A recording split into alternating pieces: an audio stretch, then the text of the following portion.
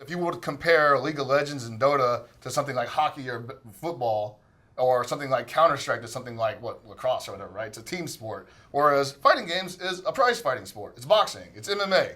And it's almost coming to the point where, like, you know, we need to possibly rethink how we present this to people, you know? Because you don't see a lot of, like, MMA or boxing tournaments on TV. You see a lot of matches, but you don't see a lot of guys just going through guy after guy after guy in the span of 3 days on the weekend, you know? Yeah. Production and programming is becoming a huge issue, I feel. A lot of people are just saying, I don't want to watch these matches.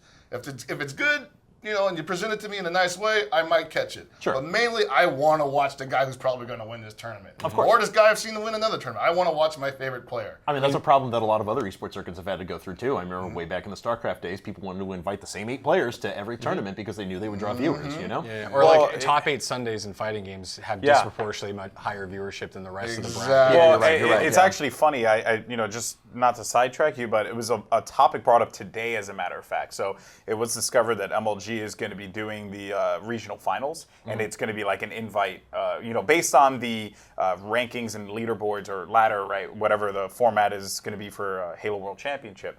Now, the funny note about that is the community actually went against it and were like, we want more open tournaments, right?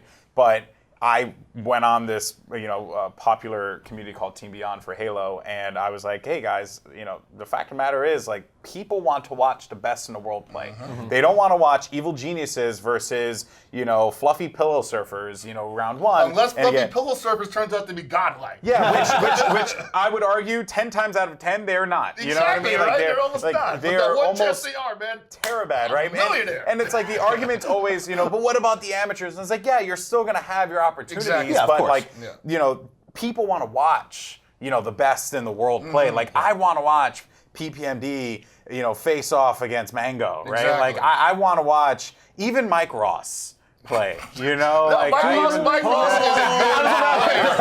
Mike, I will go on record saying Mike is a good player, much like myself. We are disrespected by our own community. I know. Well, he's disrespected by his own company. So, like, no. But, like, I want to see the best players play, right? And that's just the fact of the matter, right? Right. You know? And you're just a guy who's just turning it on and saying, like, hey, well, show me something, Yeah, right? I watch Evo for the top 8. Yeah.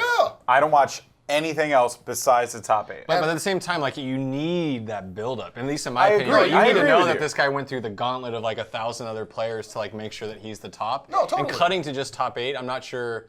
I don't know if it would be as compelling, right? Like maybe, but I think that's like one of the great parts of And that. it's always the things that you miss, right? Like, I mean, we had an event, IPL, where we saw the birth of a star in Scarlet who came out of nowhere and crushed her way through a bunch of Korean players. And if you were only watching top 8 players, you would never watch that, you know? You would have never seen that story. Totally agree. I agree with you, though, because I think that what esports has lacked traditionally is predictability of scheduling of matches. What sports and what traditional sports do very well is that you're saying prize fights. I know 2 months in advance who's going to be the title card, who's going to be the cards underneath that. Right. You know, promote the crap out of it. Exactly. I know starting in freaking March who's going to be playing the upcoming NFL season every single week, and I can plan and promote every one of those games and the storylines that are going into it.